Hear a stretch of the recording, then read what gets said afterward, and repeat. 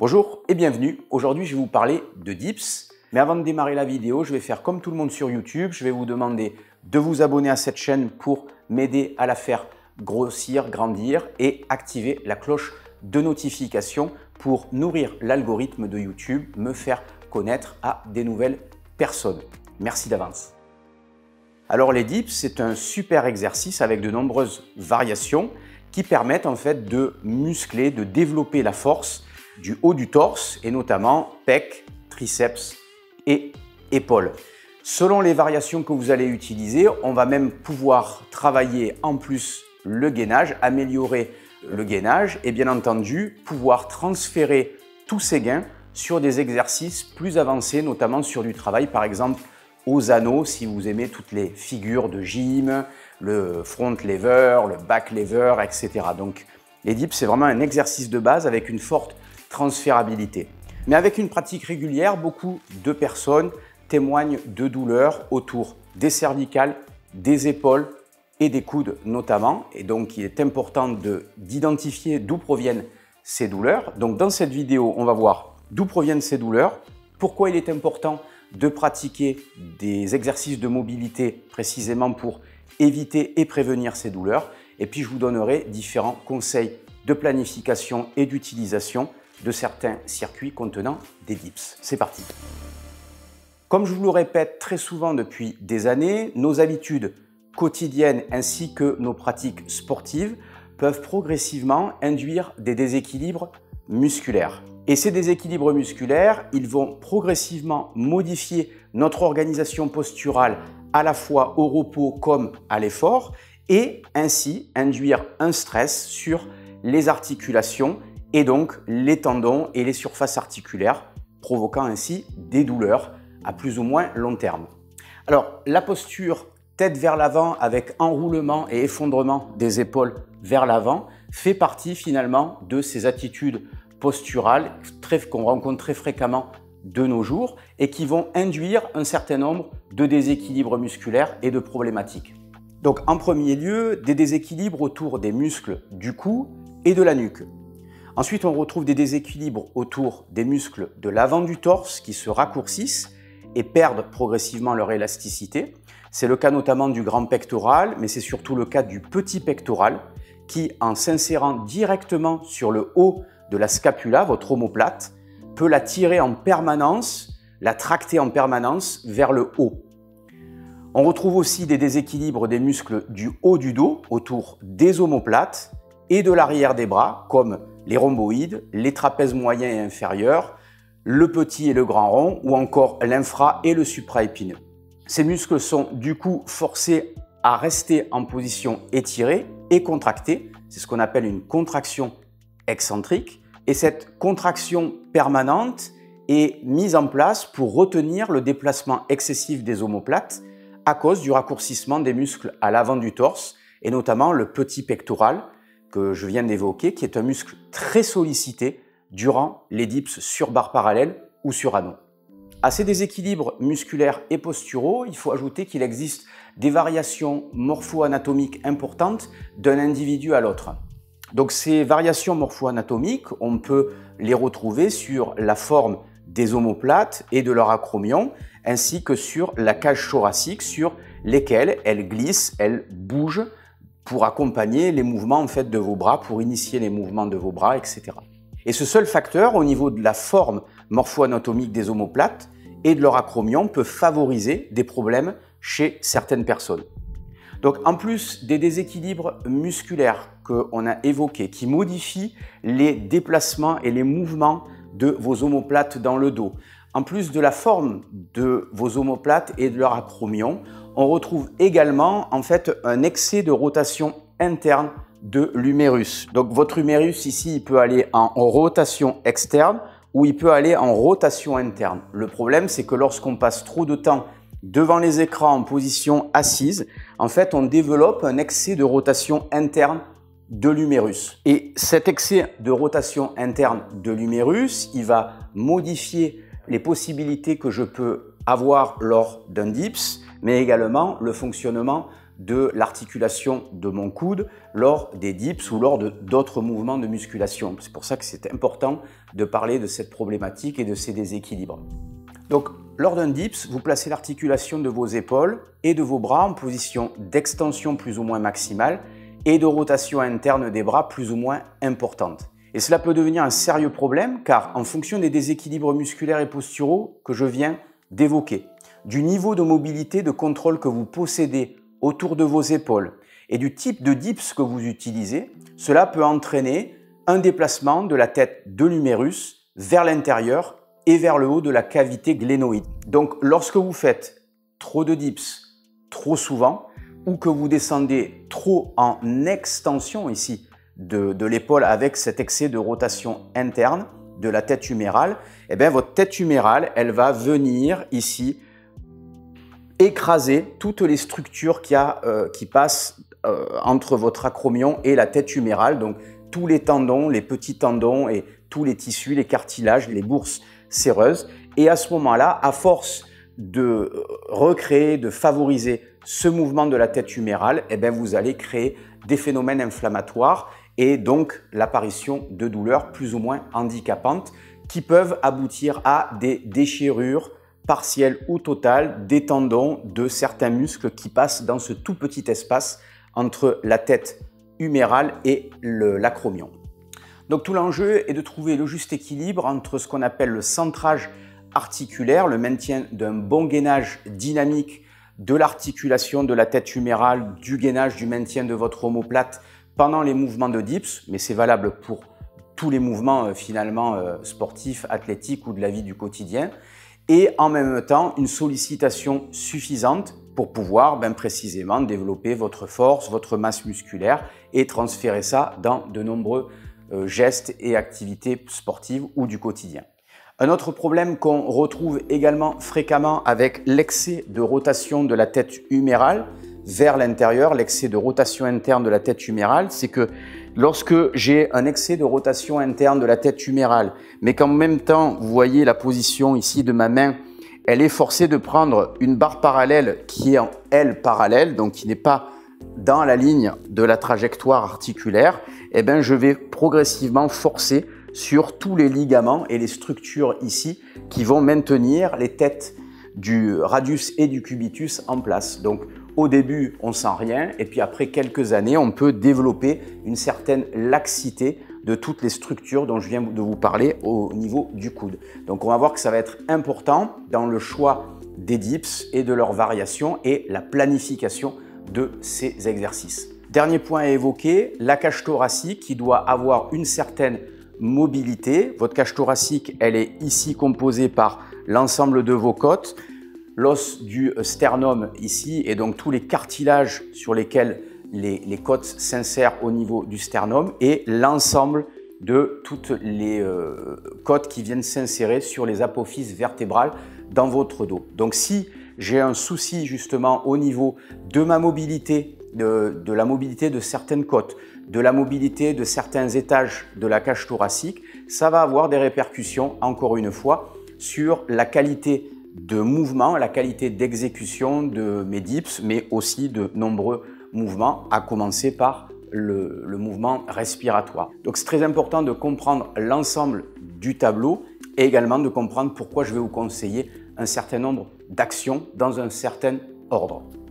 Donc à ce stade de la vidéo, on peut se demander s'il est bon de pratiquer des dips. En fait, la réponse, elle est oui, à condition qu'on comprenne, avec tous les éléments que j'ai évoqués précédemment, qu'il est important en fait de travailler d'abord à développer, maintenir des fondations corporelles saines. Donc je vais vous définir ça et je vais vous expliquer comment y arriver dans un instant, mais c'est vraiment le principe de base, il est là. À partir du moment où vous travaillez sur ces fondations corporelles saines, à ce moment-là, vous allez pouvoir justement permettre à votre corps, parce qu'il a ces fondations corporelles saines, de pouvoir accepter, accumuler un peu plus de stress que d'habitude dans certaines circonstances et progressivement, justement, travailler sur le développement de sa force, de sa masse musculaire, mais jamais au détriment de sa résilience à long terme ou de sa santé. Donc ça, c'est vraiment fondamental. Travailler au maintien de fondations corporelles saines, c'est s'occuper au quotidien de diminuer les déséquilibres musculaires et de veiller à maintenir suffisamment de mobilité et de contrôle autour des articulations afin de diminuer le stress articulaire et donc les petites inflammations, les petites douleurs qu'on a évoquées au début de la vidéo. Et ce conseil, il est valable pour les dips, mais aussi pour tout le reste de votre entraînement, afin précisément de maintenir un corps sans douleur ou le retrouver. Donc la première chose à appliquer pour lutter contre ces déséquilibres musculaires et posturaux, ainsi que les tensions musculaires, c'est de pratiquer des automassages un peu tous les jours et avant et après l'entraînement. Et cette seule pratique peut faire énormément de différence, à la fois pour améliorer votre attitude posturale, améliorer grandement votre récupération et augmenter votre progression en diminuant votre risque de blessure. Ensuite, il est pour moi fondamental d'utiliser les MAC, qui sont les mobilisations articulaires contrôlées. Si on fait une analogie entre une voiture et votre corps, les MAC vont permettre de retrouver une bonne mobilité, qui représente le contrôle technique et le check-up avant chaque entraînement, un bon gainage dynamique, qui va renforcer votre châssis corporel au fil des semaines et des mois. Enfin, les MAC vont permettre de redévelopper un bon contrôle moteur, qui est l'optimisation de votre ESP corporel, c'est-à-dire la communication nerveuse entre votre cerveau, vos muscles et vos articulations, afin d'augmenter et de garantir la stabilisation et les trajectoires optimales de vos articulations lors de vos mouvements. Alors, les MAC doivent être pratiqués systématiquement avant l'entraînement pour vous échauffer et bien entendu dans le cas des dips pour bien préparer l'extension contrôlée de vos épaules et le centrage de vos têtes humérales. Elles doivent être également pratiquées un peu dans la journée afin d'effectuer un reset des stress posturaux supportés par les différentes articulations. Et bien entendu, vous pouvez utiliser les MAC aussi bien les jours de repos que les jours d'entraînement. Maintenant qu'on a vu comment maintenir des fondations corporelles saines, je vais vous expliquer ma vision de la bonne planification des dips à l'intérieur de votre entraînement afin de maximiser vos progrès tout en diminuant votre risque de blessure. Mon premier conseil de bon sens est de démarrer vos dips sur barre parallèle en vous délestant avec bande élastique. En association avec les MAC que je viens de vous présenter, cette action va vous permettre d'apprendre à contrôler le mouvement et le gainage spécifique, mais surtout elle va permettre d'habituer progressivement l'ensemble des muscles, des tendons et des ligaments tout en développant de la force et de la masse musculaire. Et bien entendu, ce travail avec bande élastique peut se faire sur les anneaux. Mon second conseil est précisément d'alterner le travail sur barre parallèle et anneaux, par exemple une séance sur deux. Débuter la pratique des dips sur les anneaux peut être relativement difficile à cause de l'instabilité du travail sur anneaux. Mais une fois qu'on a acquis un peu de force et de contrôle, la liberté articulaire offerte précisément par la rotation des anneaux va diminuer le stress articulaire que les épaules ou les coudes peuvent subir sur des barres parallèles. Et c'est là tout l'intérêt d'alterner l'utilisation sur barre parallèle et sur anneaux, précisément pour tirer parti des deux formes de travail. Un autre conseil très important à mes yeux, c'est d'utiliser les circuits agonistes-antagonistes. Lorsque vous utilisez ce type de circuit, vous allez maintenir un équilibre des forces autour de chaque articulation, un équilibre des forces et des masses musculaires autour des articulations utilisées et par conséquent, vous allez diminuer le risque de déséquilibre musculaire. Donc dans ma logique de travail, dans un premier temps, on travaille au maintien ou à la récupération de fondations corporelles saines et ensuite on redéveloppe le corps de manière équilibrée, précisément grâce à l'utilisation de ces circuits agonistes-antagonistes. Donc soit vous pouvez débuter par une exécution normale, c'est-à-dire quelques répétitions du mouvement agoniste, en l'occurrence les dips, suivi par quelques répétitions du mouvement antagoniste, en l'occurrence des tractions ou des développés pour les épaules. Soit vous allez pouvoir directement inclure certains types de méthodes qui mixent différentes formes de contraction musculaire, notamment l'isocontraste que je vous ai présenté dans une précédente vidéo ou l'isométrie, etc.